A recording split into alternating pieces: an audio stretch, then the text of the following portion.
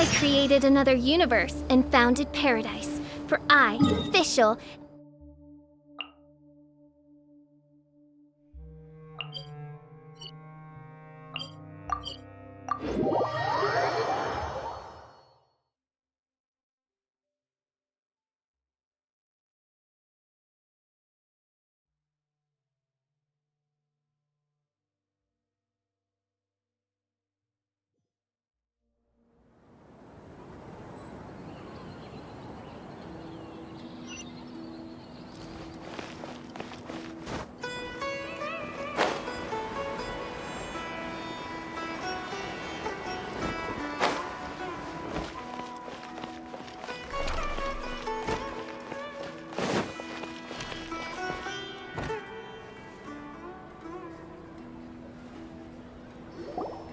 Paimon's trying to remember. What else did we put on our shopping list? Oh, what a mouth-watering smell. Paimon would know the aroma of biryani anywhere. Let's go get some. We can still add it to the list. Well, if it isn't the Traveler and Paimon. Wasn't expecting to see you here. Hello there. Oh, it's been quite a while. Huh, so you two are still hanging out together. Dehya, didn't you say last time that you were gonna head back to the desert? I said I was going to resign from being her bodyguard, not that our friendship was over. We're still the best of friends. The Homayanis also still post jobs from time to time. Their pay is always generous, so me and the other mercs never pass them up. I told Dehya to just stay at our place when she took one of those jobs a few days ago. My parents were delighted. They even said that it always felt like we were missing someone whenever Dehya wasn't around. That sounds like something they would say, all right. They're always so welcoming. Anyway, the job is already taken care of, so I was gonna head back to the brigade as soon as I finished a little shopping. But the master kept insisting, and I ended up staying for another day. You can stay for as many days as you want, Dehya. Father hasn't even gotten around to treating you to his best dishes yet. You know I'm not the kind of person to stay put in one place like that, my lady. Don't worry, though. There'll always be next time. But she said they'll treat you to the best dishes! Paimon can't believe you can still refuse that! But wait. Didn't you say last time that you would take me on a trip to the desert? Why don't you just take me with you today, when you leave? There are so many places I still haven't visited yet. I'm sorry, my lady, but no can do. There's still a few things I need to take care of back at the brigade. Besides, the desert hasn't exactly been the most peaceful place lately. Oh, come on. Not this again. That's also what you said last time and the time before that. I know, I'm sorry. Just give me some more time, and I promise I'll plan the best trip ever for you. All right, fine. To be perfectly honest, it's not that I wanted to go, it's more like I feel like something is off about you lately. Ever since you first set foot on the estate a few days ago, you've been acting anxious and even paranoid. Have you been delaying our trip because you've run into some kind of trouble? Nah, are you kidding? You're worrying too much. Would you swear on that? Friends shouldn't lie to each other, you know. I wouldn't pry any further if you're willing to swear on what you just said. But if something really is bothering you, then just tell me. You know I'll help you however I can. Oh, looks like Junior's was onto something. You're too perceptive, my lady. Seems I can't hide anything from you. I just thought that nothing good could come out of telling you about the messy happenings of mercenaries. Knowing too much only leads to more trouble. Mercenary life is a dog-eat-dog world where Mora reigns supreme. Everything operates on a completely different set of rules. That doesn't change anything about what I just said, though. We're still friends, and I can only support you if I understand what's bothering you. My lady, you're not gonna stop until you drag it out of me, are ya? All right, I'll share what I know. Let's go somewhere else first. This isn't exactly the best place for a discussion. Okay, let's talk here. Just try not to draw any extra attention. As you may already know, the Eremites have both a lot of mercenaries and a complex organizational structure. Many mercs are no different than me, just going around looking for jobs to earn some mora. My brigade is called the Blazing Beasts. We're not a large group, but every member is loyal and brave. However, not all Eremite brigades are like mine. Some are willing to cross all kinds of lines for the sake of mora. The most notorious is a faction known as Deshret's Relics. Deshret's Relics? Judging from the name, they must really look up to... Yep, you got it. I've heard that you've already crossed paths with Ain al-Akmar. They're one of the groups under the Relic's banner. Oh, you mean the group that tried to sell us the Divine Knowledge Capsule? Yeah, they weren't friendly at all. Deshret's Relics is composed of many smaller brigades like Ain al-Akmar. The Relic's headquarters issues orders to all brigades under his control. On any other day, I would want nothing to do with them.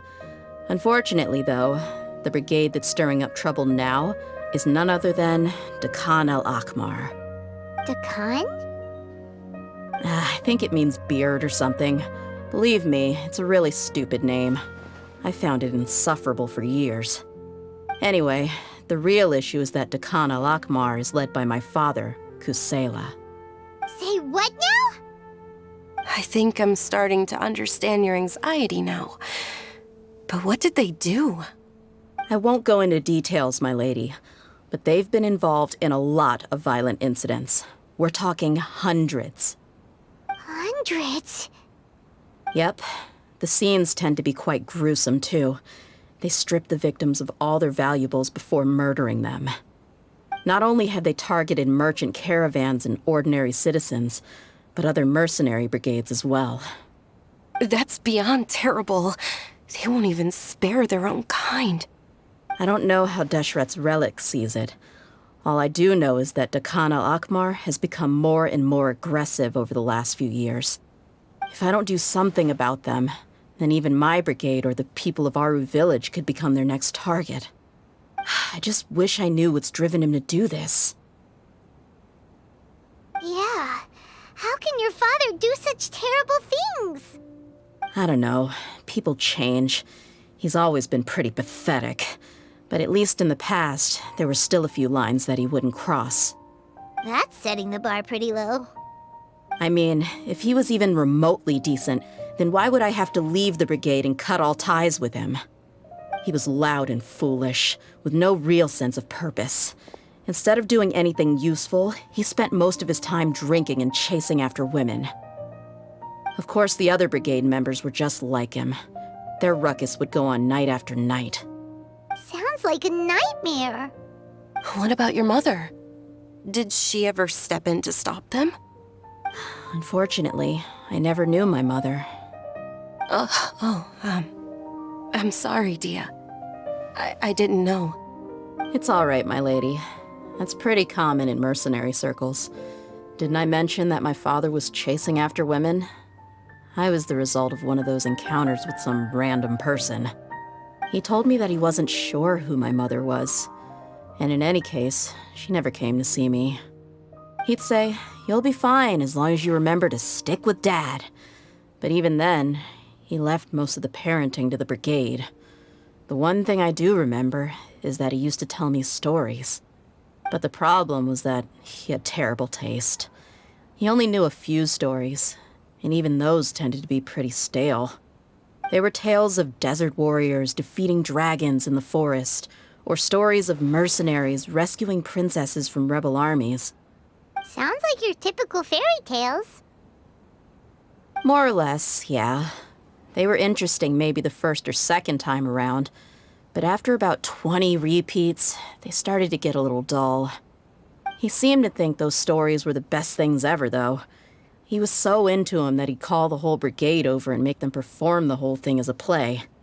Even the toys he gave me would all be story props. I'd get helmets, shields, and toy swords. It was only much later when I realized that the shows were more for him than they ever were for me. What in interesting guy.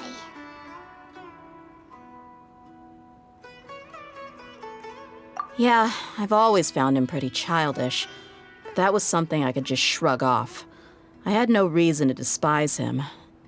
Until I grew up and learned the true face of Deshret's relics for myself. Looting, blackmail, violence, and fraud.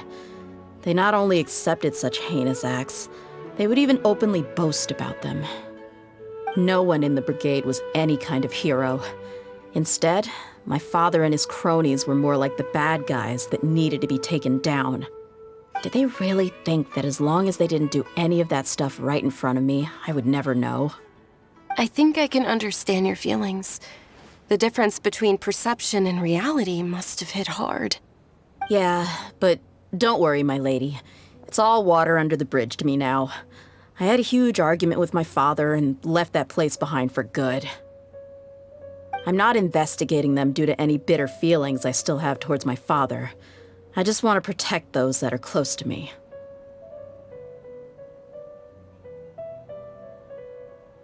Yeah, I told the boys to gather as much information as they could.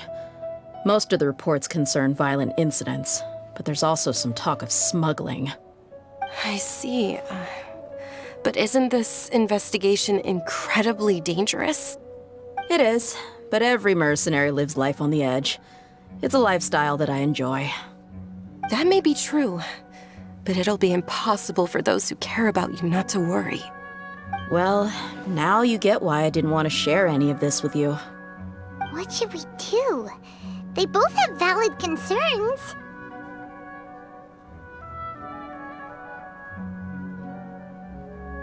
Huh? But there's no need for you to get caught up in this mess, too. Well, she's super tough, so if she went into the desert with you, then Paimon bets the problem would be solved in no time. I'm inclined to agree.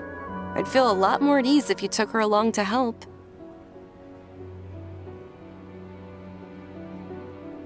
I'll wait for news from you in the city until then. Please, stay safe. I'm honored that you care so much for me, my lady. All right, then let's get moving. Our first stop will be Caravan Rebot, where we can catch up a bit with my fellow mercs.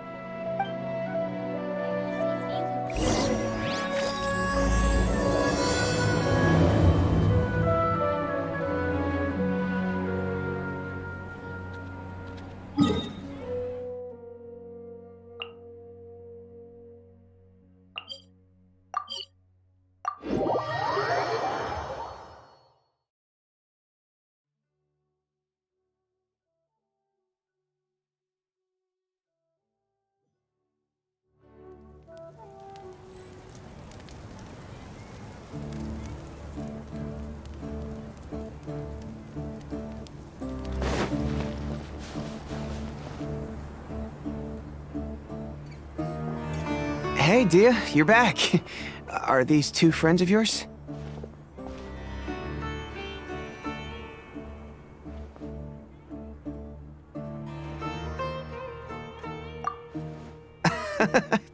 Likewise. There's no need to be so formal with us. We're a pretty casual crew. Anyway, since we've got a newcomer, let me fill you in on what the Khan al-Ahmar's been up to lately.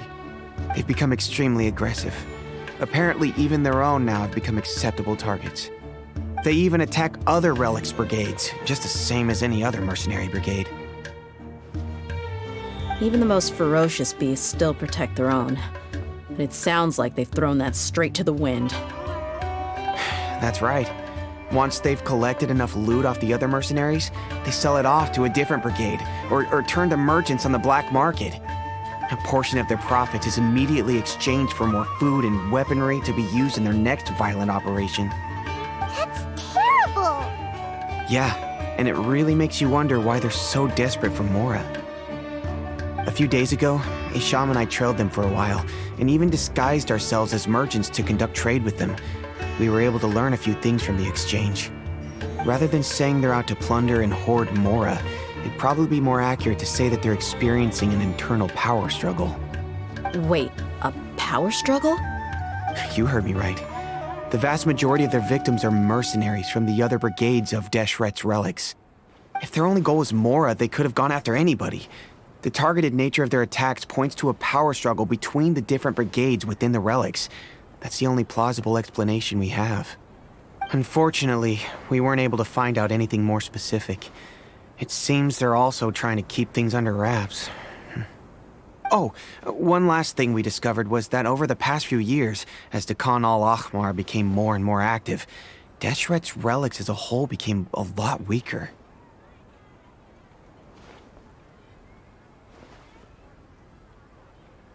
It sounds mighty strange to me, too. Haroon, you can leave the rest of the investigation to us.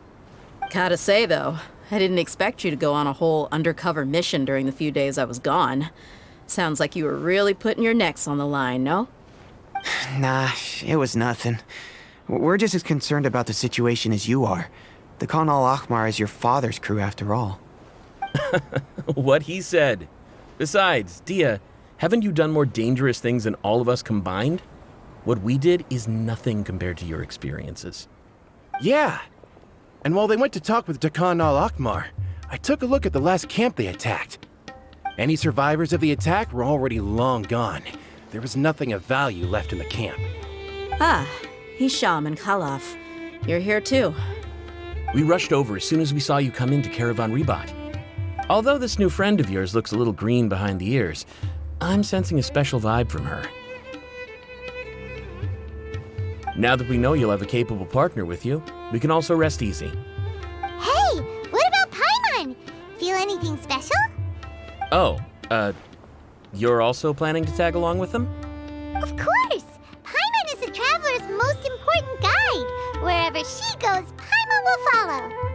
Oh, in that case, then you'd better take care of her too, Dehya.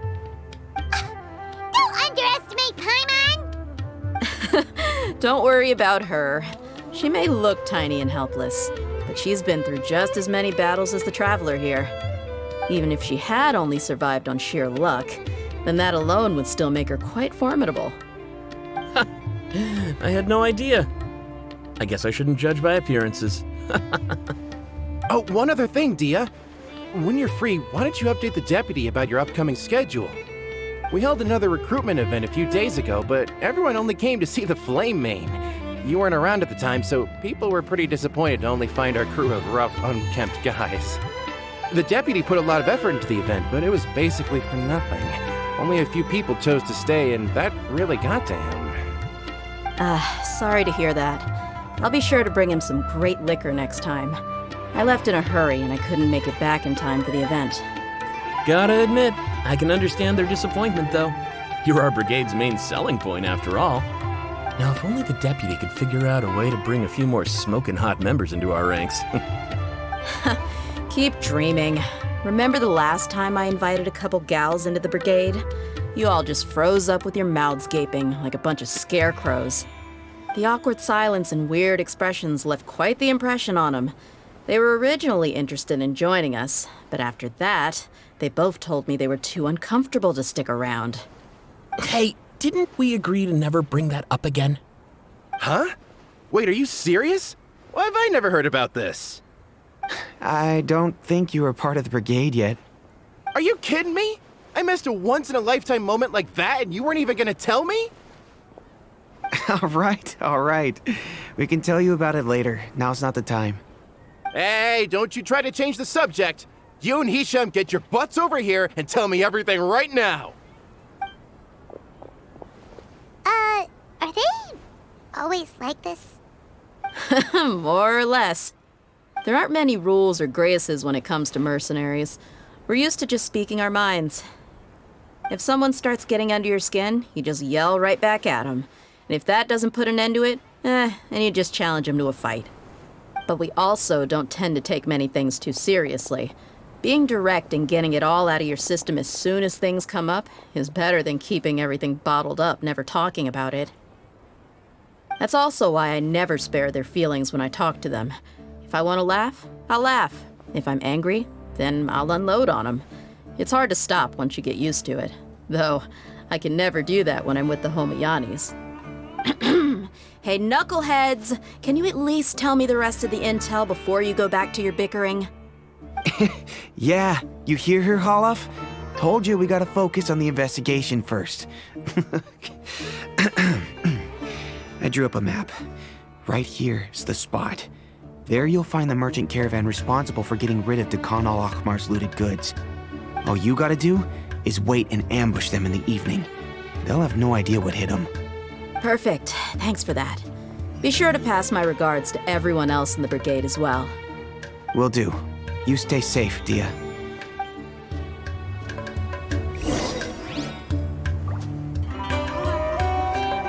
Travelers and visitors, don't miss out.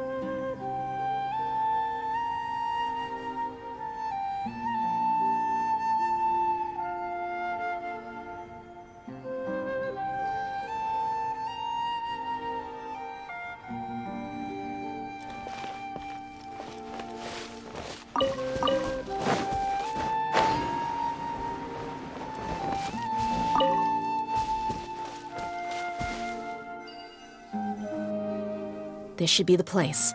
Let's find a spot to hide and bide our time.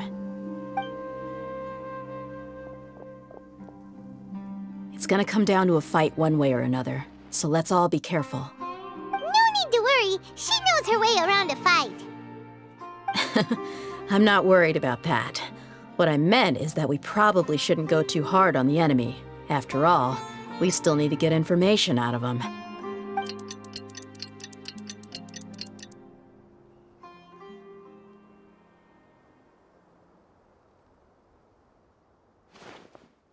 Here they come. You ready? Let's not give them a chance to react and end this quickly.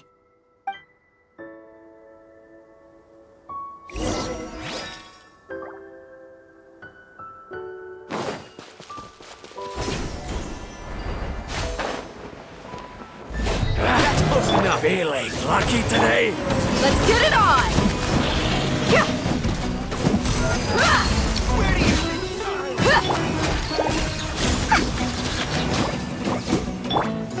Midnight Phantasmagoria! No tricks up your sleeve. You, Blade, you're up. Buckle up! I'll take my leave.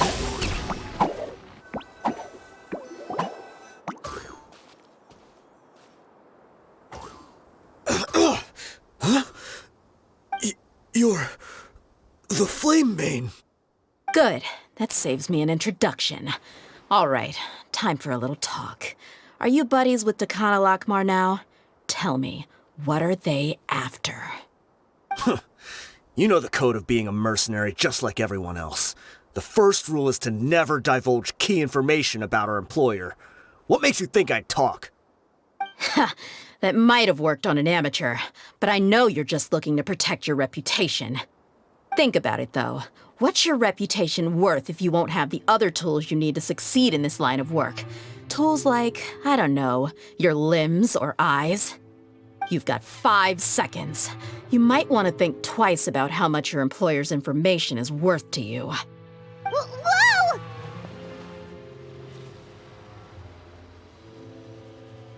I'm not joking around. We can do this the easy way or the painful way. 2 seconds! I'll save you the trouble.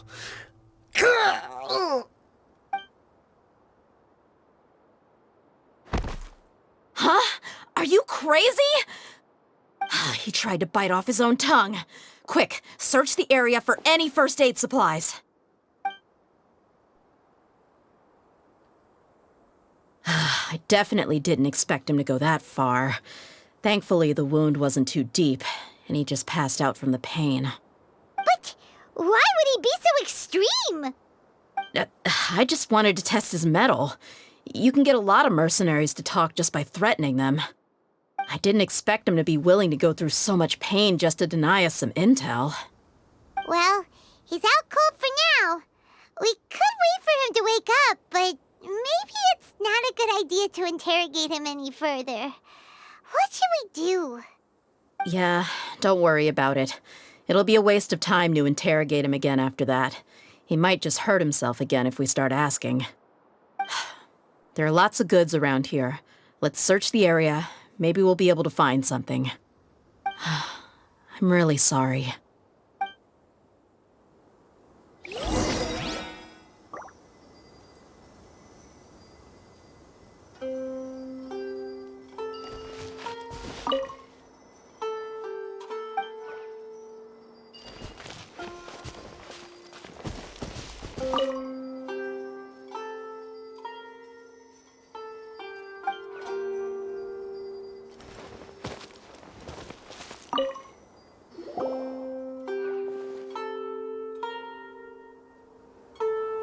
We found a piece of paper with a bunch of names on it. Maybe it's a record of something. Let me take a look. If this really is a merchant caravan, they should have a record of their transactions. Yep. I see an entry for Dakana Lakmar right here. Kusela, Idrisi, Bashar, and Takriti.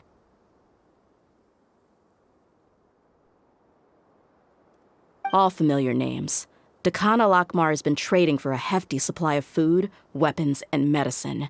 It seems that in the past, they used to receive some canned knowledge as well. This caravan is just one link in their logistics chain. Once in the rainforest, the caravan will exchange the looted goods for Mora, and the funds will then be passed to a specific person. That person will then pack the caravan full of necessary goods, which will then be brought right back to Dakana Lakmar. Wait, why is there no Mora value recorded for the final transaction? No value? Yeah, every transaction before the last one was marked with an exact amount of Mora, but the final one, where they paid for everything to be brought back to the desert, was simply marked as delivered. Perhaps, but they couldn't have known how much they would make off selling the loot. Do they not care about profit margins at all? Anyway, the next part's the records of the goods themselves. There are a lot of entries. Everything was probably sourced from the rainforest. Huh? What's wrong? Shahzaman Homayani? Homayani? You mean Dunyarzad's family? Could it just be another family with the same last name? I'd be surprised to find someone with the exact same first and last name. Shahzaman Homayani is Dunyarzad's father, and the head of the Homayani family. Just what the heck is going on here? I'm sorry, you're right. I'll consider what we found and not jump to conclusions just yet. But what this piece of paper confirms is that the Homayani family has been providing goods to Dakana Lakmar. What if the Homayanis have been kept in the dark and don't know they've been trading with Dakana Lakmar? That's a possibility, but if that was the case, why is this caravan specifically named Shahzaman as their person of contact? They could have just as easily bought goods such as food and medicine directly from Caravan Ribat or Port Ormos.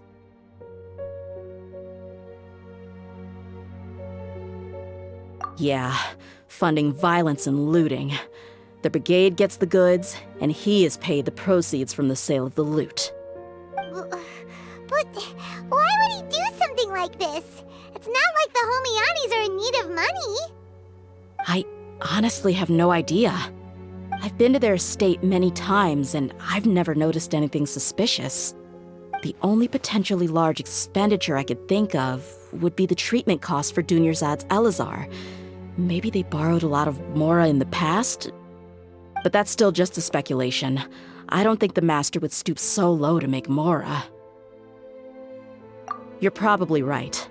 I know my lady's personality, and she wouldn't deliberately keep something like this from us. But what should we do now? All we found is just another mystery.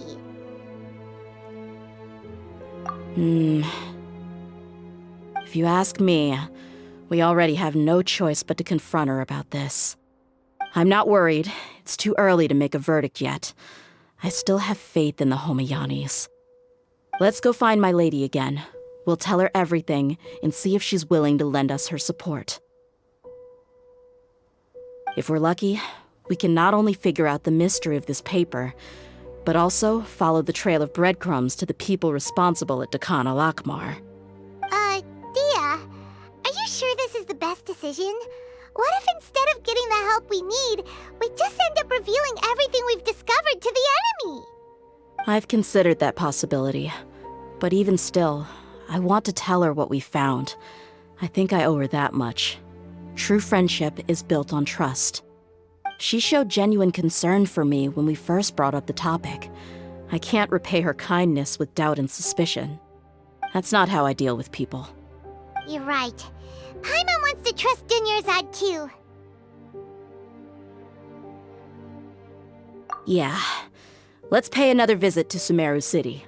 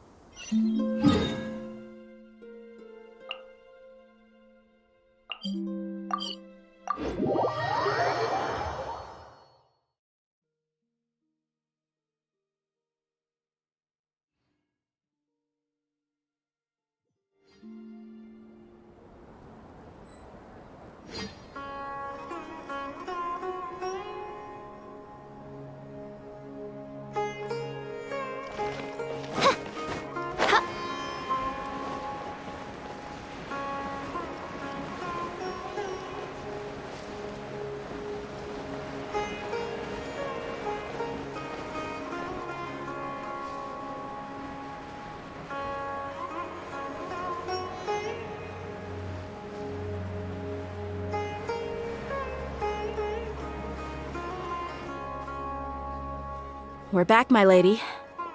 Oh, you're back a lot sooner than I expected. You mustn't have run into any trouble then. Well, how did it go? What did you come up with? Actually, we're still investigating. It's just that we've discovered something strange. I see. The clues you found have led you back here, in the city? Something like that. Yeah. You all look a little dispirited. Whatever you found must not have been very encouraging after all. Why don't you discuss it with me? Maybe I'll be able to say something to cheer you up? It's okay, my lady. It's not so much about me being upset with my father or anything like that. How should I put this? So something is wrong. Even the Traveler and Paimon have been uncharacteristically quiet. On any other day, Paimon would have already waved to me with a smile and shouted, "Dunyarzad, we're back!" So tell me, what happened? Well? My lady, please prepare yourself for what we're going to tell you next. It concerns the Master. The Master? You mean my father? Okay, I understand. Don't worry about me. I'll listen as attentively as I can. My father has been supplying goods to Dekhan al-Akmar? Yeah, it makes as little sense to us as it does to you. I've never doubted the Master's integrity, so I'm having a real hard time rationalizing how he could ever support an infamous brigade like them. Maybe he's not actually aware of the full story and just stumbled into the deal by accident.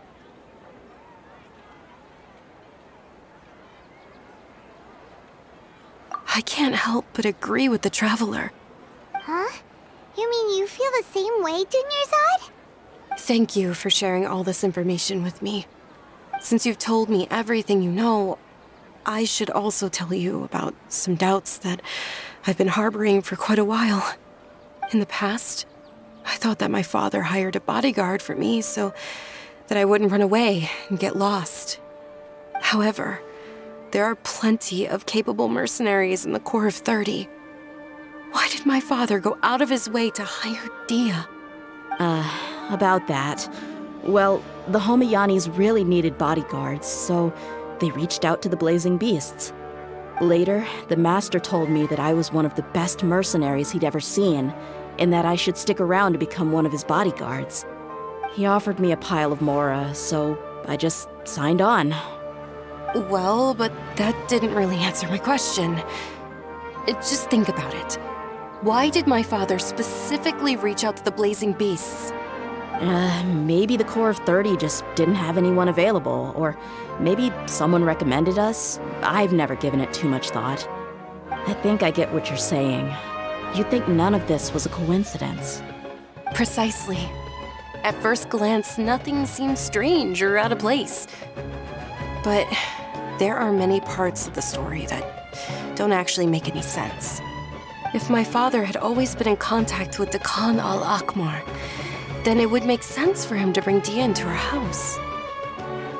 You mean the goal all along was to get Dehya to be your bodyguard? No, that's too much of a stretch. I cut all ties with my father a long time ago. He has no control over my life anymore.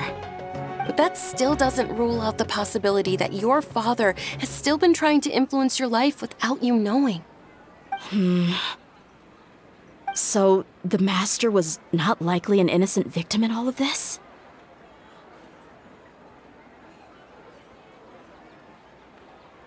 Sorry we put all this on you so suddenly, Dunyarzad. It's okay, Paimon. I should actually be thanking you. Regardless of his reasons, if my father has truly been funding a violent group of mercenaries, then it's my duty to bring him back to reason. But is that really the right thing to do? My father has committed many atrocities and deserves all the punishment that he has coming to him. I have zero sympathy for him. You may call me an ungrateful child, but my feelings will remain the same. However, the Homiyani family has treated me with nothing but generosity and kindness. If we decide to investigate this further, we could end up implicating the entire Homiyani family. I would be biting the hand that's fed me over all these years. Dehya. It's all right, Dehya. If anyone were to ask, you could always just say that I'm the one who instructed you to get to the bottom of this. You don't have to do that, my lady. I'm not conflicted because I'm afraid of taking responsibility. Besides, you're the one we should all be worried about right now. Hey, it's still too early to give up hope. What was that thing about friendship again? Right, yeah, trust! You said that yourself, Dehya. Besides, there's no point on getting all riled up before we've confirmed all the facts.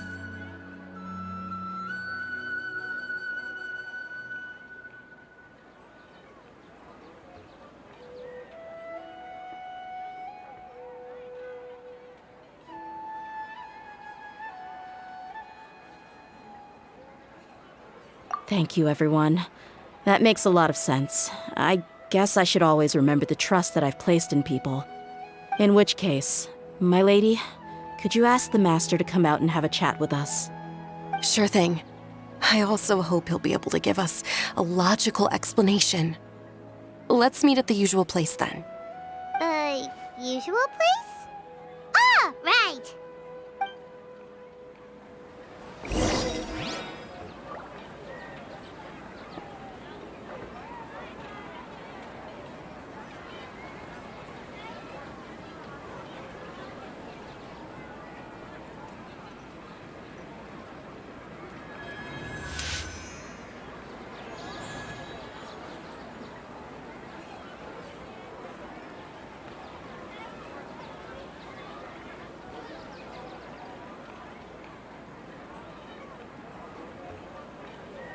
I created another universe and founded paradise. For I, Fischl, am the Prinzessin der Verirrt.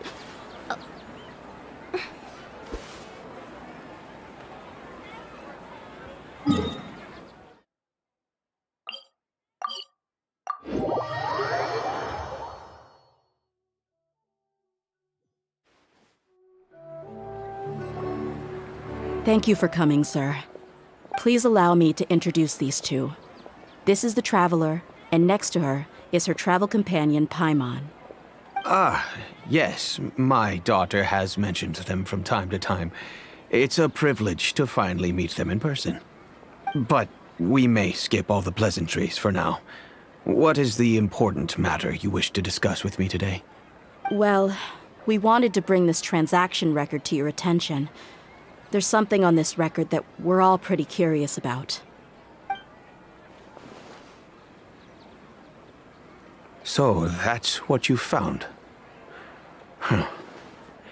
Seems like I can't keep everything from you much longer. If you wouldn't mind, we'd like an explanation. Well, it's a long and difficult story. And to be perfectly honest, I'm not sure if I'm doing the right thing.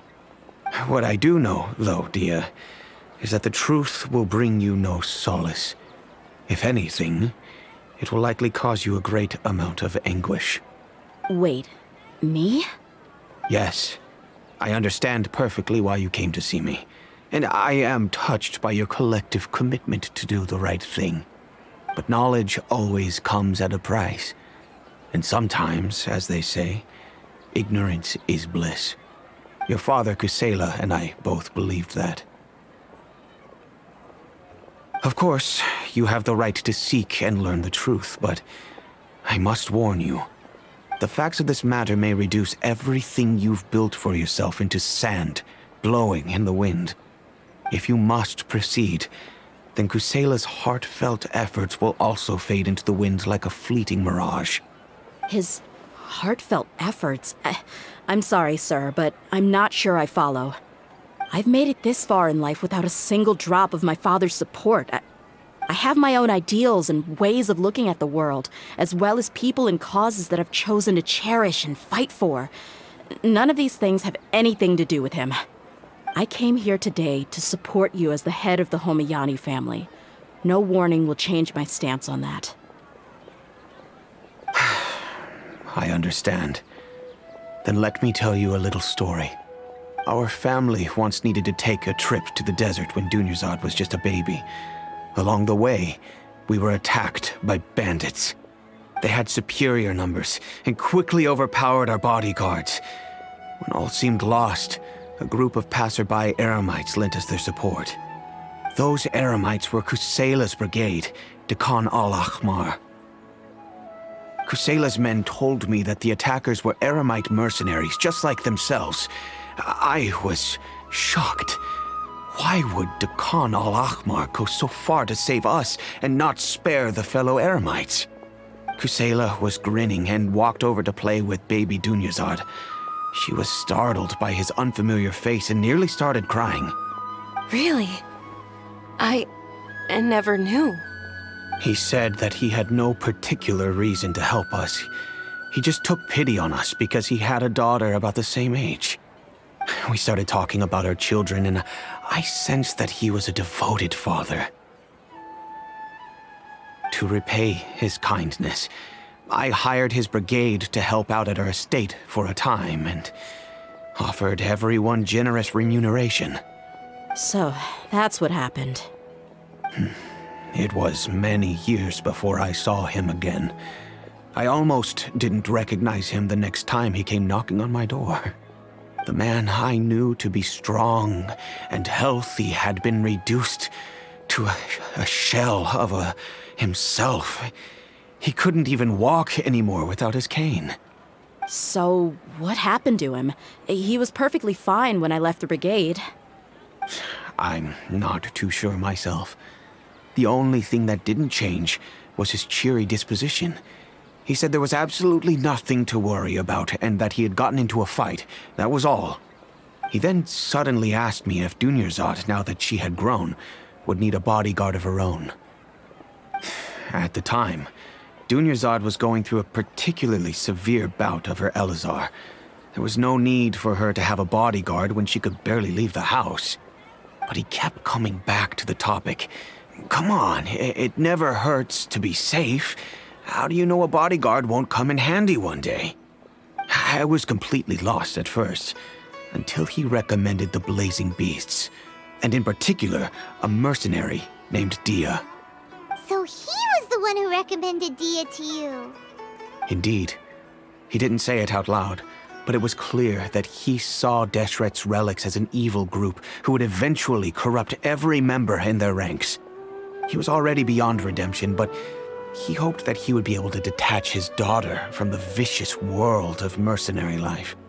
If Dehya could stay in my house and keep working as a bodyguard, then gradually her affinity for the desert would decrease, and she'd be able to leave her previous life behind.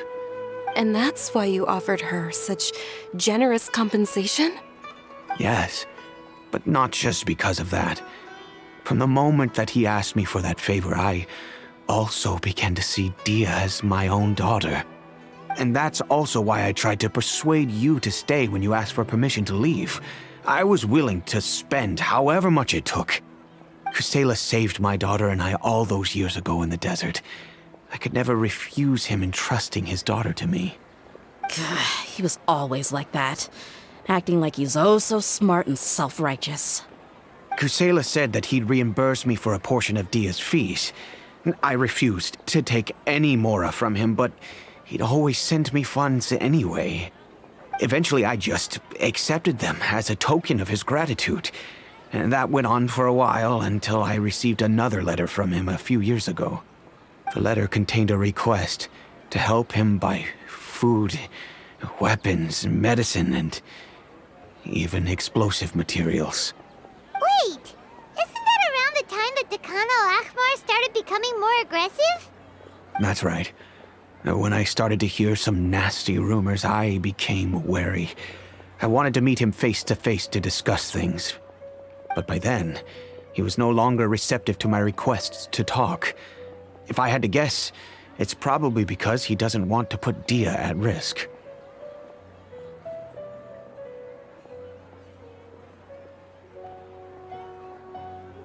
That thought occurred to me as well.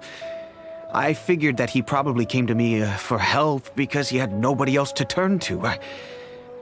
After some deliberation, I decided to send him some food and medicine.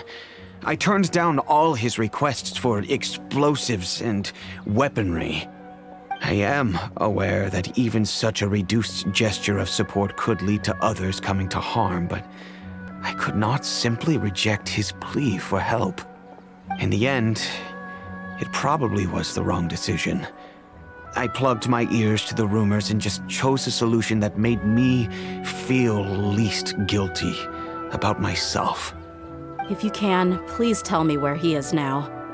None of the things he's doing right now make any sense if he's just trying to keep me from getting tangled up in his world. If all he wants to do is steer clear of me, then maybe he shouldn't have brought me into this world in the first place. Oh no. Dehya, please don't feel that way. I'm just angry because I can't wrap my head around any of his actions.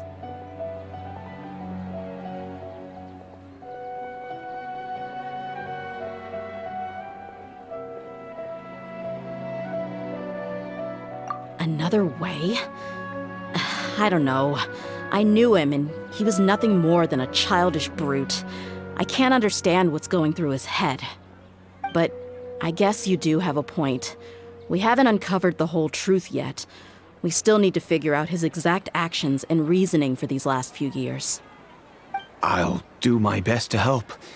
Of course, anything between the two of you would need to be resolved between you and him alone.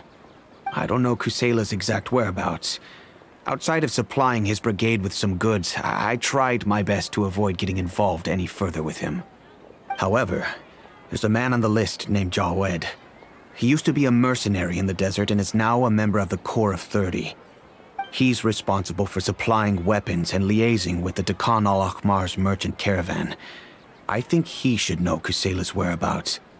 I've heard that he likes to have a few drinks alone and enjoy the cool wind at night outside the tavern. Maybe you'll be able to find him there. Understood. Thank you, sir. Then I guess this is bye for now, unless... I'll stay and be with my father here. To be honest, I'm still a little dazed and haven't finished processing everything quite yet. My father has indeed done something wrong, but if I think about it, I'm also not sure if there was a right way to handle this problem. I feel like Our only course of action is to turn everything we know over to the Core of 30 and let them render judgment. Yes. I am prepared to accept whatever verdict they choose. It's time to face my mistakes.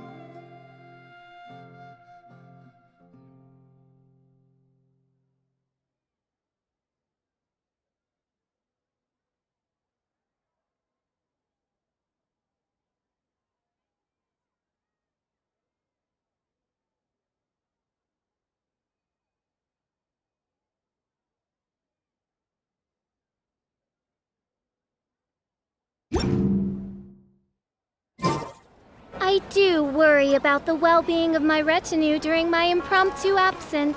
I'm sure the good people of the Adventurers Guild are absolutely fine, mein Fräulein.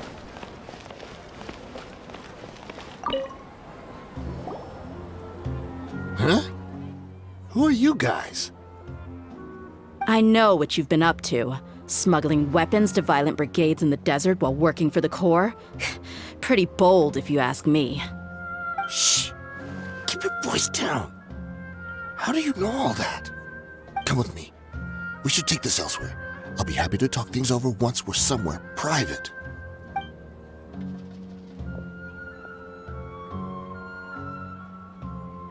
This place should do. All right, back to my question. How did you all know about me? Don't worry about that for now. You know what kind of punishment you'll face once we report you to the Corps, I assume. Wait, there's no need to jump the gun. Let's talk this out. What are your terms?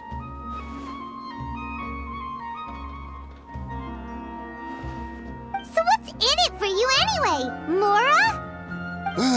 Well, I was a little tight on money at the time, and Kusela took good care of me in the past. I weighed it in my mind, and I couldn't find a reason to turn the opportunity down. I wouldn't only be helping my benefactor, but I could also make some quick Mora. Let me tell you how it is. We're investigating Dekhan al-Akmar, and we're gonna put an end to their operations. If you provide some help for us, then we might just put in a good word later to reduce the terms of your punishment. Hey, why don't we discuss this a little first? Listen, I made quite a bit of Mora from my last run. You just give me a number, and I'm sure we can... Shut it. My patience is running out. You should know when a mercenary is after something other than money. All right, sheesh. But you gotta promise you'll put in some nice words for me later. They're always on the move. Here's the spot they were at the last time I made my delivery to the desert. Feel free to go have a look. I'm just telling you though, it's not on me if they're not there anymore. Sure. And then you can forget about any nice words from us. Hey, come on. Now you're just being unreasonable. Really? And how do I know you're not leading us straight into a trap?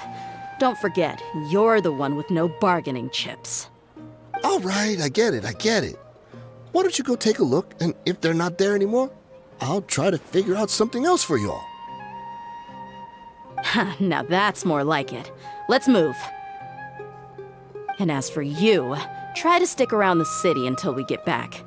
You don't want us to call the folks from the Corps and have them drag you back to the city.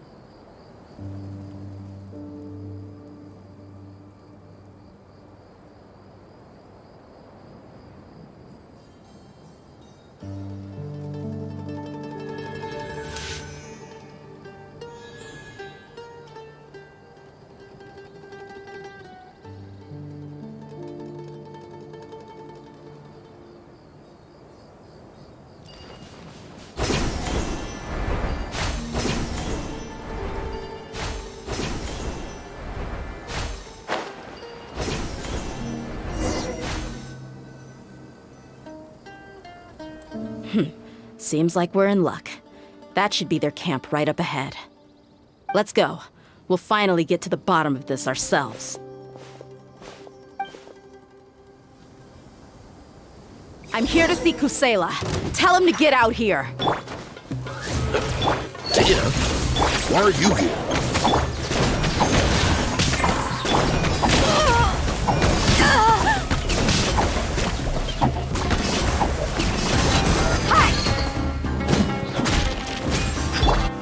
Midnight Phantasmagoria. Morris, let's stay put.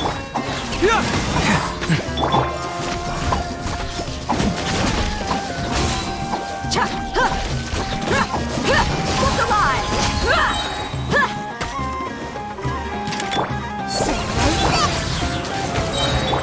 You play!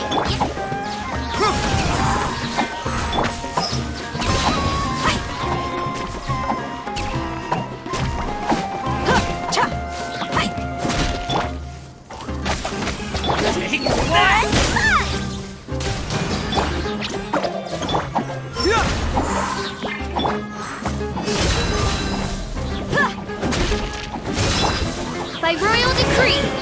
Haven't you all done enough? Oh, so you also need to stop us. Stay out of this. It's got nothing to do with you.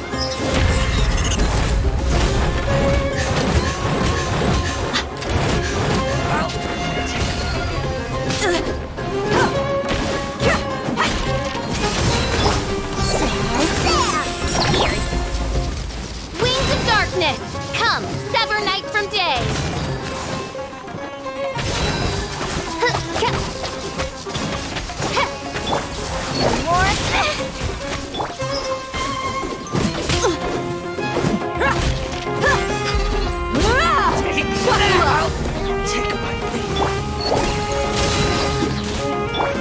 Oz reveals us.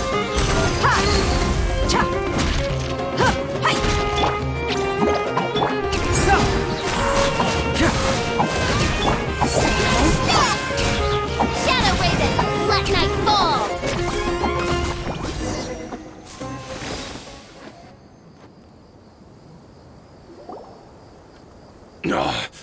She's so strong. Enough fighting. We all know each other, and I don't want to take things too far. Just bring Kusela to me. There's no use hiding him anymore. Did you understand a single word I just said? Or do I need to bash your skull in some more? All right, everyone, let's all just calm down for a second. Dehya, the boss can't come out and see you anymore. He died a long time ago. What? Seems like you've been out of the loop for a while. Guess that's for the best, though. At least, that's what the old man wanted. When did he die? What happened to him? A few years ago, Kusela broke up Dakan al-Ahmar and went to the Deshret's Relics headquarters by himself. So is that when you guys started acting up? We would prefer to call it taking revenge. Every last person in Deshret's Relics must pay in blood for what they did.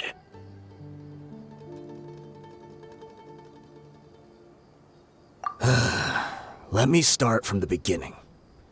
Dehya, do you know how the head of the Relics maintained order internally? Overwhelming strength and unquestionable authority? Those were a part of it, yes.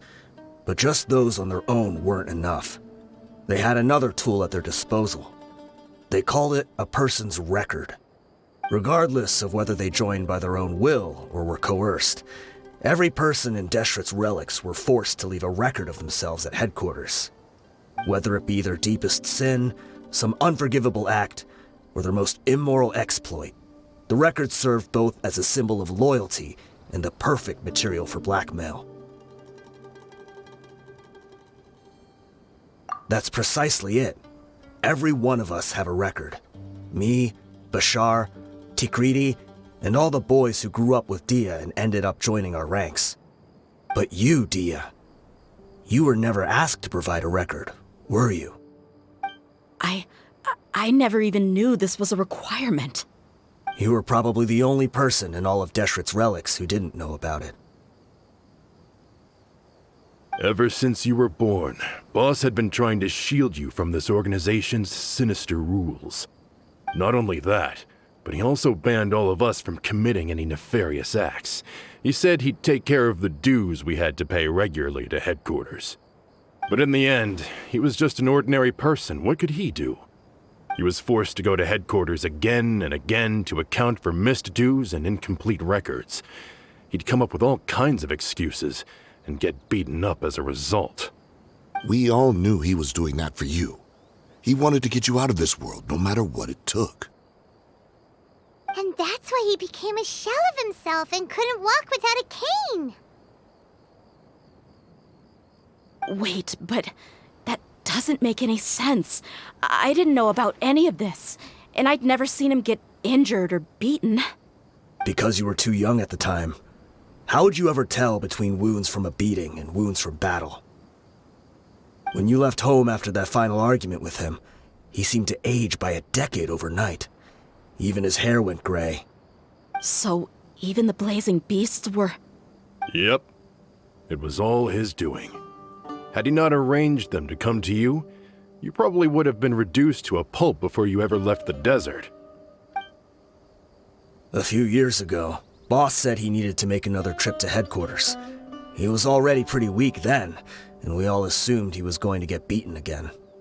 I suggested that he hand the role of leadership over to me, but he said there was no longer any need, since the Khan al-Ahmar would soon be no more. His words made no sense to me, but that night, we heard that a massive fire tore through headquarters and razed everyone's records to ash. Everyone gained their freedom that night. Many members fled, not just from our ranks, but from the other brigades as well. But how could we leave with a clear conscience? All of us who knew exactly what had happened. The boss can't have just died for nothing. Those heartless jerks at headquarters took him from us. From that point on, the sole purpose of the Khan al-Ahmar became revenge. The big fire that Boss started was quite a blow to headquarters' strength. It's given us the opportunity to launch our attack. Even though we're outnumbered, we vowed to see our revenge through to the very end.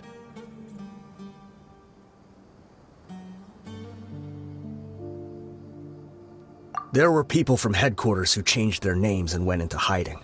Some fled to other brigades, and others escaped to the rainforest. But we won't let any of them escape our wrath. They'll all pay for what they've done. We've suffered plenty of losses as well.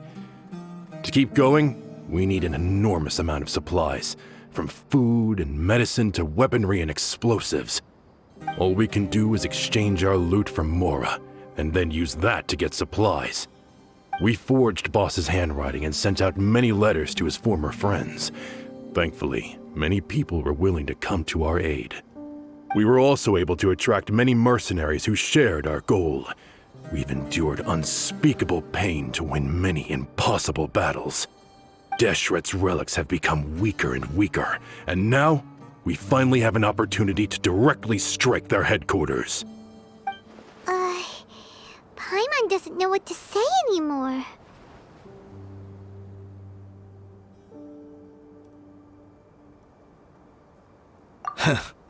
We do know right from wrong, but we were sinners from the very beginning. We do not deserve the freedom that the boss won for us with his life. Boss always loved his old-fashioned hero stories. Those tales about sacrificing yourself to save the world. We used to always laugh at him for it. But in the end, he really went and lived those stories out himself. As for me, I never considered myself a hero.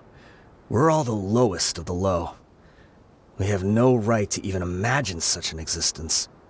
But maybe those hero stories he liked foreshadowed everything that was to come.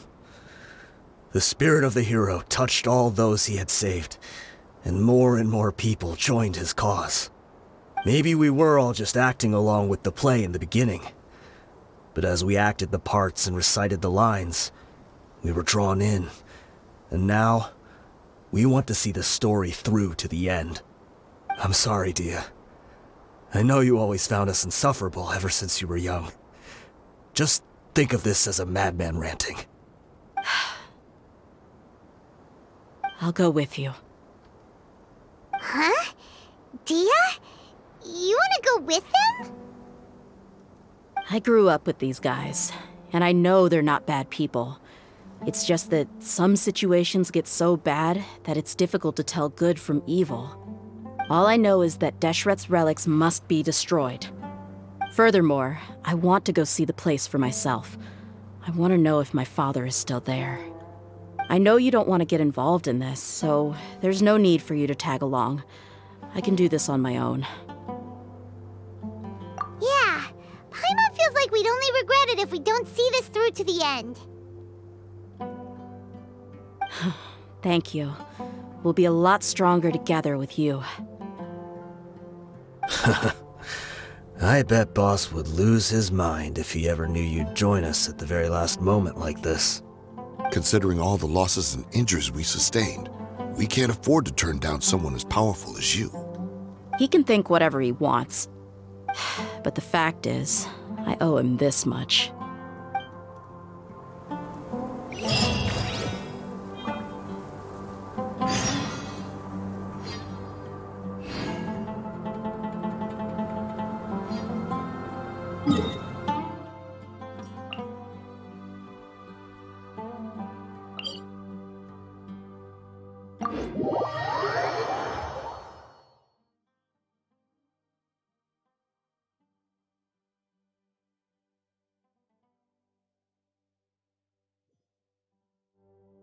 Ozzy, my dear familiar. Ozzy? What's gotten into you? Her Majesty beseeches you to unfurl your blessed wings, and with them...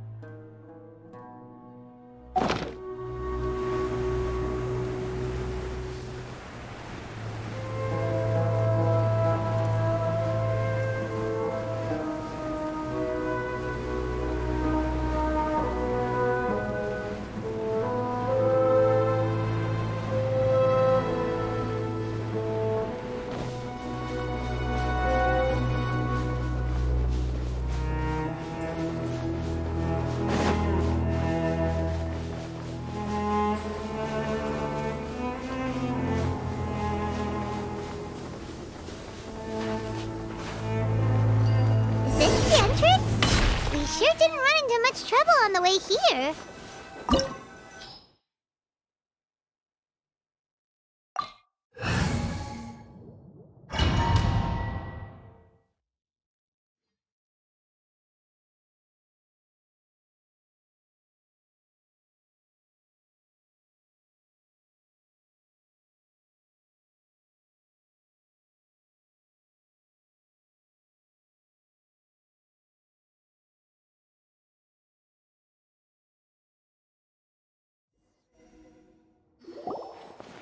Wow.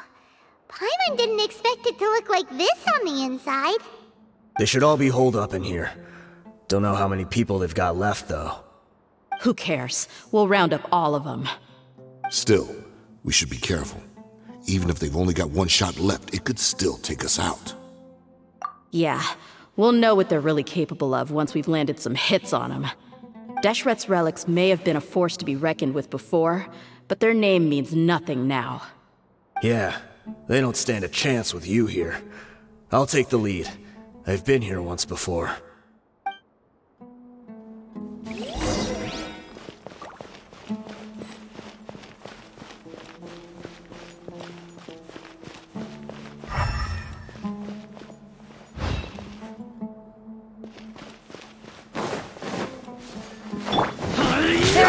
escape. Everyone hold hands. Solidify!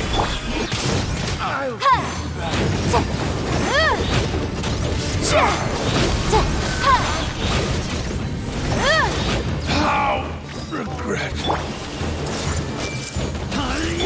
Shine down. Boom! Need.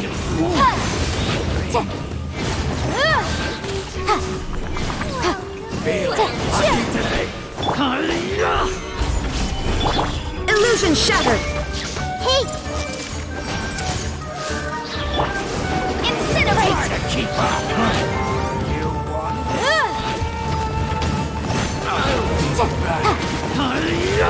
I'm getting sick of this one.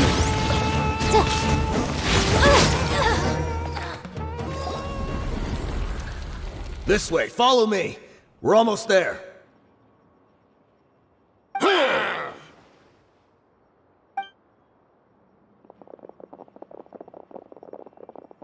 wait! They went charging ahead without checking for any traps! Hey, you guys okay? It seems like we just got trapped in here. Don't think we triggered anything else. Watch out, the enemy's coming from ahead.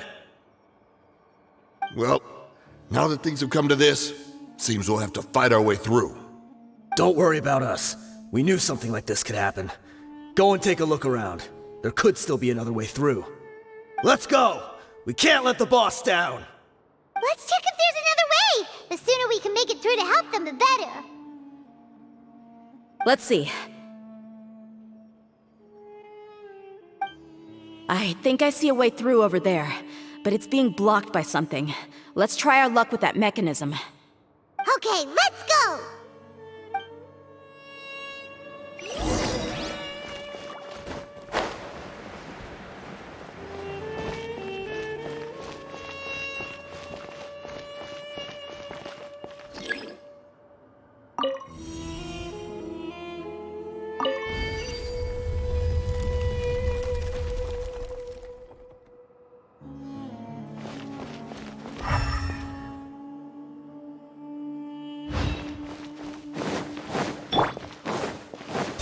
No escape. Gather! Incinerate.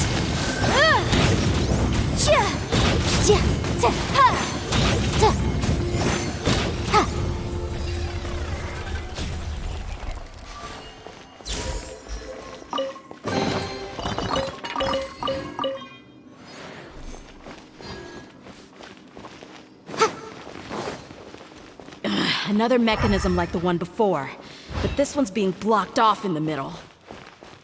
We just need to adjust it a little.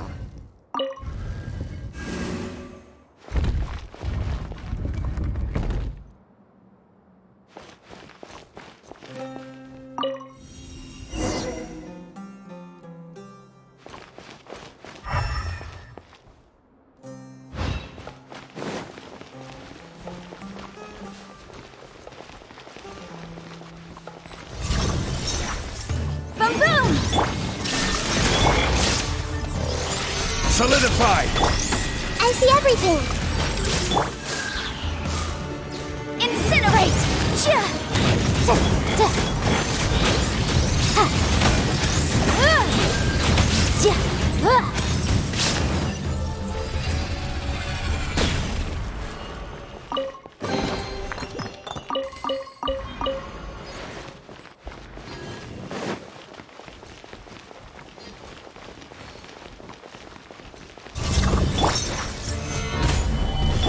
Shine down! Hey!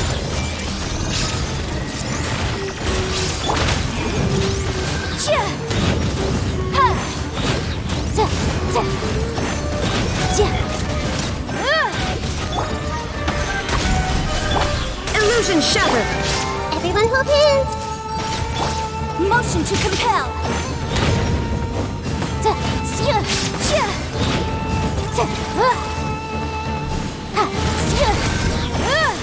Incinerate!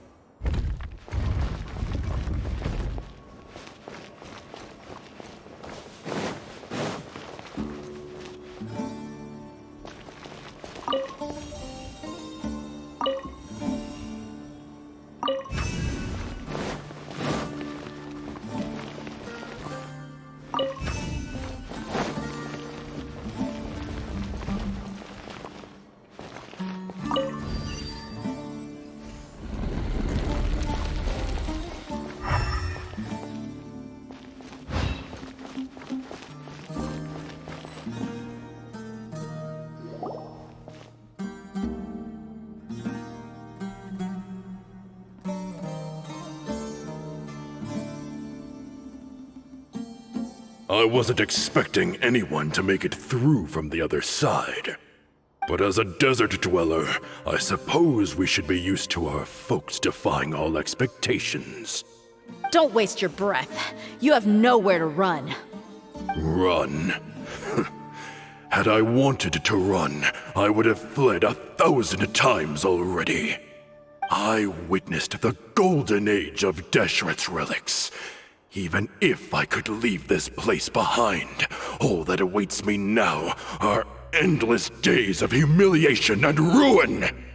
Even now, my brothers and I still believe in one thing. The greatest should never live to remember their fall. So you want to go out in a blaze of glory? Let us draw our weapons! We will show them the true power King Deshret bestowed upon his followers. They are but two, while we hold within ourselves the entirety of the relic's glory. Wave 1, charge! Eliminate them!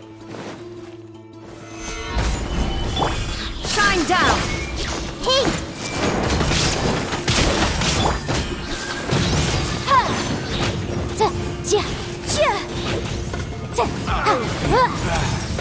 I'll be back. Don't think that you've won.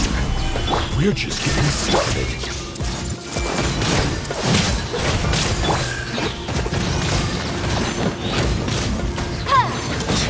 Now testing my patience. Will meet the King Deshret will not abandon any one of his followers. Motion to compel. Admissible evidence. I'll never test my patience. Will meet Brothers! With me, this is where we prove our fate. You all just want to die? None of us plan to leave this place alive!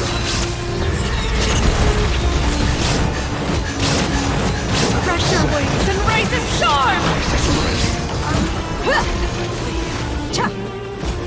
Where do you think you're going?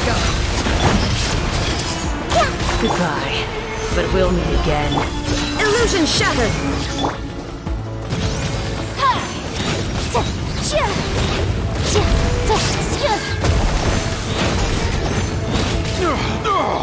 The golden slumber.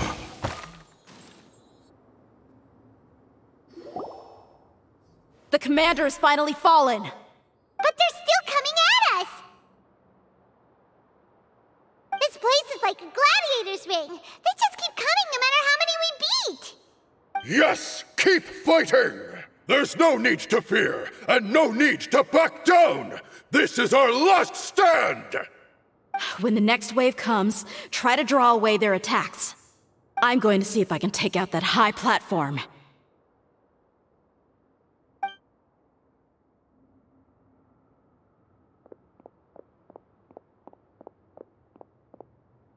Get out of my way! Come and face me, Michel! So they've broken through the front as well. Apologies, Lord Michal. They fight like absolute madmen! No matter how much we throw at them, they just keep coming for more!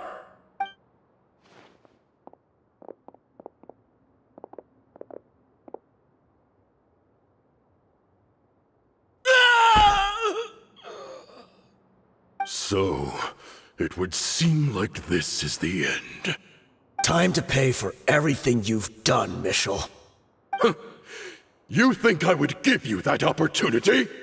I will be buried in the sand alongside all the rest of our fading glory.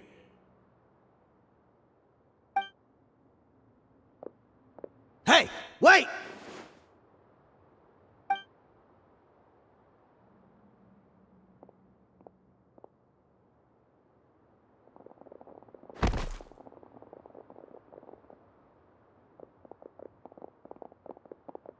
We were too late. It's over. There's no more need to fight. But if you're still going to cling on to your so-called mercenary's pride, then I'll give you all a good beating as well.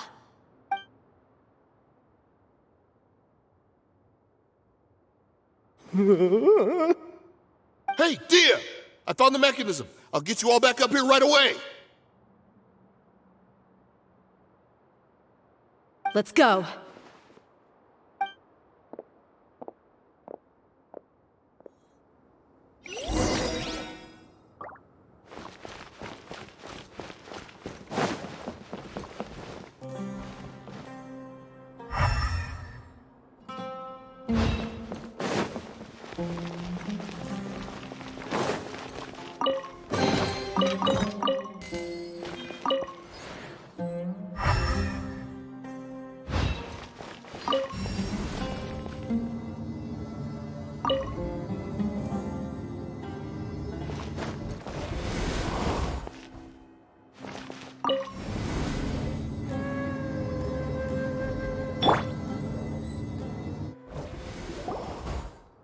Who are you filthy rats? And why are you always pestering us? You call yourself a member of the infamous Deshret's relics, and you still can't even tell who's made it all the way to your headquarters? Who knows what intent a bunch of rats may have? We try to catch a couple, and you all just show up on the other side instead. How are we supposed to figure out what you're after? Hey, have you ever heard of a man by the name of Kusela? Why would I know? It's not like I'm in charge or anything. This is your last chance to talk. Hey, I said I don't know anything. I'm just an average member here. I'm telling the truth. If you're here to find someone, why don't you look through the records yourselves? Who can remember every name and face with so many people coming in and out every day? The irony. His life became a light for so many, yet to others, it wasn't even worth remembering. Where's the records room? Answer me! It's right over there. All the files are in there. You can go through them as much as you want. It's not like any of them still matter anyway. I mean the old records room. The old records room? You mean the one that got burned down? Kusela. Ah, yeah, I remember him now. The guy who could hardly walk. Watch your mouth. That's our boss you're talking about. He was definitely faking it. We all let our guard down as soon as we saw him come hobbling in. But in the short time it supposedly took him to take a dump, he'd already gotten away and started a fire in the records room. He couldn't have possibly outrun us if he wasn't a fraud. And after that, Deshret's relics fell into complete disarray. Stop wasting our time. Every one of us here is perfectly aware of what he had done. Tell me, where is the old records room? It's just over there. Go see it for yourself if it means that much to you. There's nothing left in there but ashes. No human could ever survive that kind of inferno. Bashar, Tikriti, let's go. We'll leave the others here to guard these guys. Spare them no mercy if they try anything.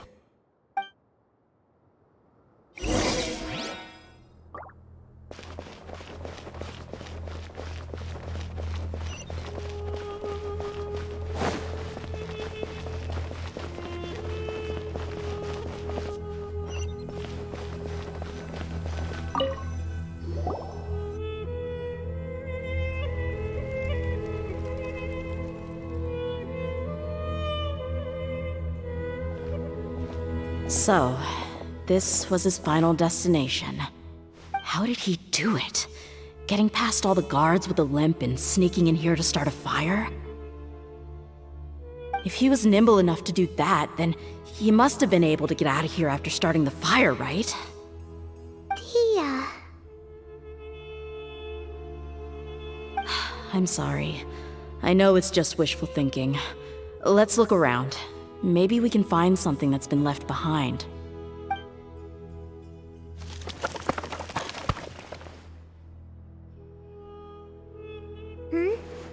Is this a cane? It must be the one that Dehya's father used. Kusela. Thanks for everything, boss. We're fortunate to somehow find that cane after that fire. Let's split up and look around some more.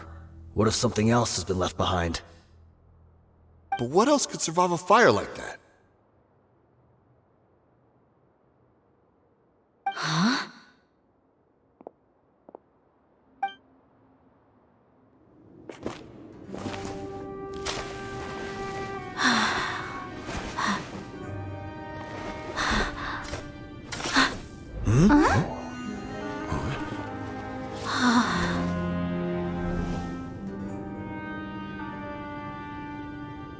Thought so. Wait! Isn't that the toy sword you played with as a child?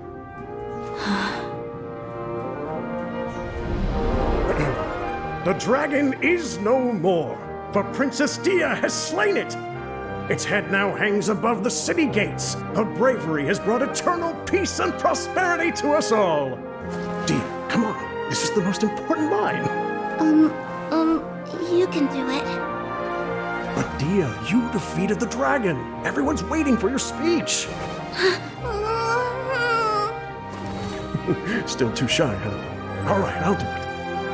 I hereby proclaim our victory. Evil shall plague us no more.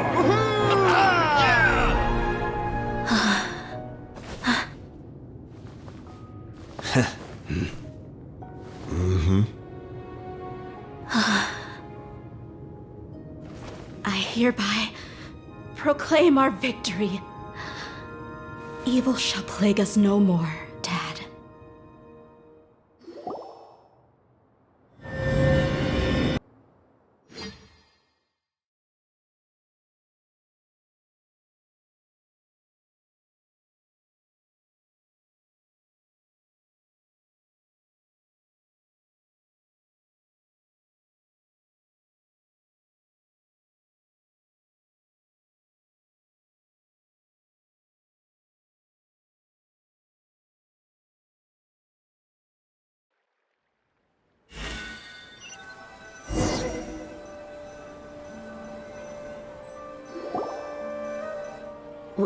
What's this? Don't you remember? You asked Paimon what she would do if she were to wake up tomorrow with loads of money. And Paimon said that she would get boatloads of tasty snacks. You looked super confused at the time, but said it was an adorable thing to say. These opportunities don't come by often. So today, Paimon's gonna treat you to a special crash course on Paimon's life philosophy. Hey, come on! Paimon's not that stingy. Anyway, the point is that you should eat to your heart's content. You'll feel better for sure once you've gotten something in your tummy. Dunyarzad will also be here shortly. She's already heard that we're back. Aw, thanks, you two. Honestly, this is very unlike me. I just had a lot on my mind on our way back, so I didn't know what to say. My chest was filled with all kinds of intense emotions. They just shook me even more than all the feelings we've shared during our previous adventures. But when everything came to an end, those emotions also vanished without a trace, and I was left feeling more empty than ever before. It was as if I'd lost the thing that was most important to me. Yeah, you're right. To many mercenaries, Mora is the most important thing in the world. But perhaps to us, it's the most worthless thing of all. Idrisi and the others all used to say that they would quit if there was no Mora to be had. But when it came to avenging my father, there was no Mora to be made anywhere. My reality shattered when I found out that the father who always told me hero stories was in fact a bad guy. But look at me now. Am I any different? Despite all my promises about never forgiving him and never trying to understand him, I still went to such lengths to find out the truth and nearly even shed tears for his sake. We're hypocrites, all of us.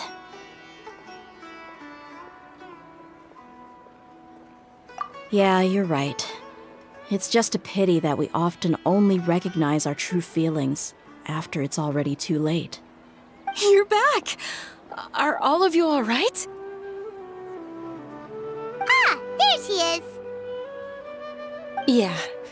Many people from the Corps of 30 came over, and I just wrapped up everything with my dad. All I can do now is wait for their verdict. Huh? Dehya, you're looking quite down again. Paimon will explain. I'm sorry. I really should have controlled my emotions better. I just... It's all right, my lady.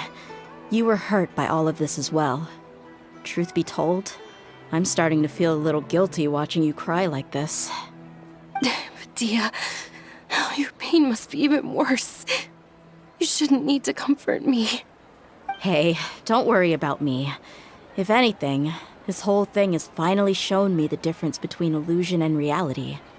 My father probably thought that people could settle into new lives as long as they moved to a new environment.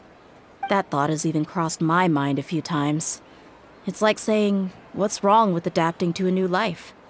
However, there was always something deep within my mind that refused to accept it. This impulse brought me great turmoil, and even made me feel ashamed for turning my back on your father's kindness. But now that I consider it again, it all makes sense. The desert sands are a part of who I am, and I will never be able to lead a peaceful existence. I understand how you feel. That doesn't mean I won't be making any changes to my life, though. As an example, I'm now thinking about taking on some small odd jobs. It's just like Idrisi said. I also want to catch up to my father and become a character in his play. Even if the ending of the story may be childish and ridiculous, it won't really matter. Isn't that neat, though? Oh, you'll be a whole new kind of mercenary, one that's not out for Mora. Why don't we go for a change of scenery once we finish eating? What about stopping by the Grand Bazaar again? Right. You said you wanted to get a rug for your family. We'll come along too. I can't thank you enough for taking care of me this entire time.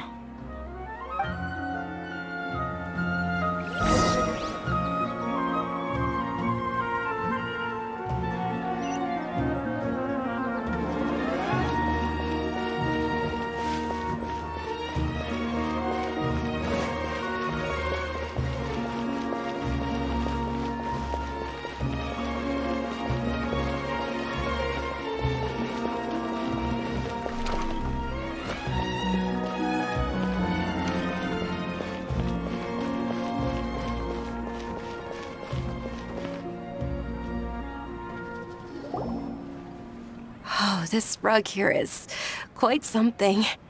The craftsmanship is exquisite, and the fabric is also of high quality. Ah, here you are. Finally, I found you. Hey! Aren't you that mercenary who bit his tongue? You can still talk? Wait, are you here to take revenge on us? What are you talking about? Do I look like I could take you all in a fight? I just came here to give you something. I'll be on my way to give myself up to the Corps after this. Once I woke up, I hurried to the Khan al-Ahmar's camp, hoping to alert them to your presence. But when I got there, I found no one except the members who were still too injured to move. Ah, so you probably got there after us. Yeah, they told me that they had exacted their revenge, and everyone had turned themselves in to the authorities. Even that last camp was not going to last for much longer. I had joined the cause to repay an old favor from Kusela. Now that everyone's already turned themselves in, I might as well do the same. One of the injured members gave this box to me, and told me that it contained some of the old man's last possessions. Everything left in the camp will get confiscated, so I figured I should get this to you before the Corps could get their hands on it. Thank you. No worries. We are all just living our own truths. There's no need to comment or judge anyone for it. So this box contains everything that Dehya's father left behind. Huh. It feels lighter than expected. Well, back in the day, the first thing he did with any Mora was spend it on things like drinks and meat. But let's see what's inside. What's this? It's just a bunch of junk. It kinda stinks. Perhaps it's just been left unopened for too long. A handwritten copy of a storybook. The paper's already yellowed, and it looks like it's about to fall apart. It was against the Academia's rules to possess books for personal use. If he was going to break that rule, he could have at least copied something useful. That probably means this was really important to him. And here are a few bags of children's snacks. The packaging's completely deteriorated. Maybe that's where the smell was coming from. Did he get those for you? Yeah, but here's the thing, though. Even when I was a child, I was never a fan of these kinds of snacks. He'd always say that he got them for me, but in the end, he always ate more than I ever did. Who even leaves snacks in a box like this anyway? Isn't that just common sense? Forget it. Let me see what else is in here. A razor, some buttons, some round iron tiles, a wooden toy puppet, a wool scarf, which from the looks of it probably belonged to a woman, and a hair clip? Why are these things here? I'm suddenly feeling a little scared. I'm sorry, my lady, but this is just the kind of man he was. He probably saw this box as some kind of personal trash heap and dumped any and everything in there. 2 empty liquor bottles. Tell me, you guys, are these the kinds of things that a normal person would leave behind? Huh? There's something in the bottle! Oh, you're right. All right, I got it out. It seems to be a piece of paper with some writing on it. The bottom part's all damaged from moisture, though. Let's hope the writing didn't smudge. I was suddenly seized with an urge to write a letter after finishing this bottle. I just folded it up and left it in the bottle, though. If I end up forgetting about it, it won't really matter. To Dehya. It's a letter for me? It's all right. I'll just read it out. If he went to the trouble of writing a letter, there must have been some important things that he wanted to say. Or at least record down.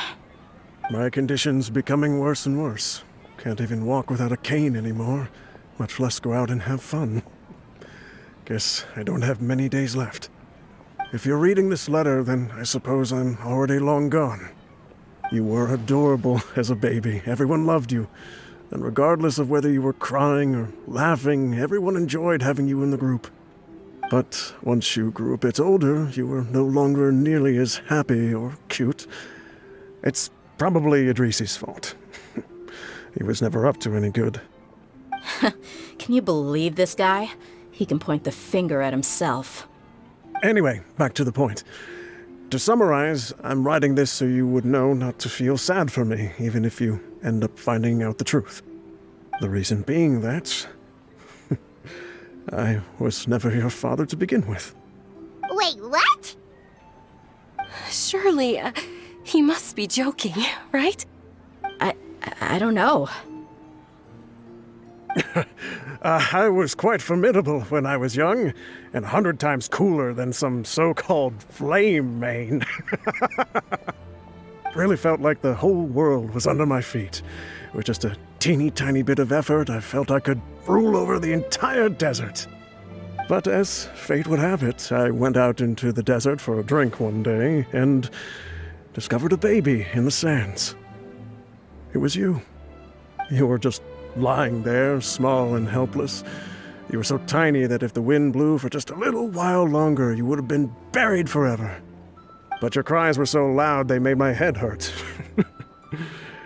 Now that I think of it, you really were a bundle of energy. Sounds like he's serious. I told Idrisi and the others that I had slipped up with a woman while out and about. None of them even doubted me.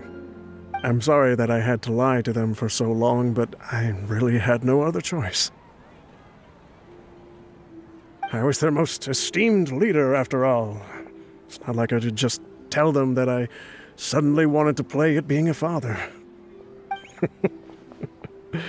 At this rate, I'll puke up all the liquor I just drank from this bottle.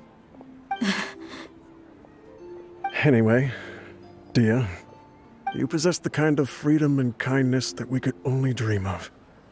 As far as how you should live your life, that'll be up to you to decide. That's the end of the letter. In the end, he was still thinking of me as a little child. I suppose, or I would have suffocated under the sand a long time ago. He was a good father to you. The fact that he wasn't a blood relative doesn't change that. Yeah. It's just a pity that we had to learn the truth of everything like this. Do you already have some ideas about the decision that he wanted you to make? I do. If he first found me alone in the sands, then I want to try my hand at finding the person who abandoned me. I just have one wish. To tell them a story. That there once existed a childish and foolish jerk with a heart of gold. And that only under his care was I able to grow and mature into the person I am today. If you end up finding any leads, can you share them with us? We go on adventures all the time. Maybe we'll be able to find some information for you. Sure, I appreciate it. I wasn't expecting you to be so enthusiastic.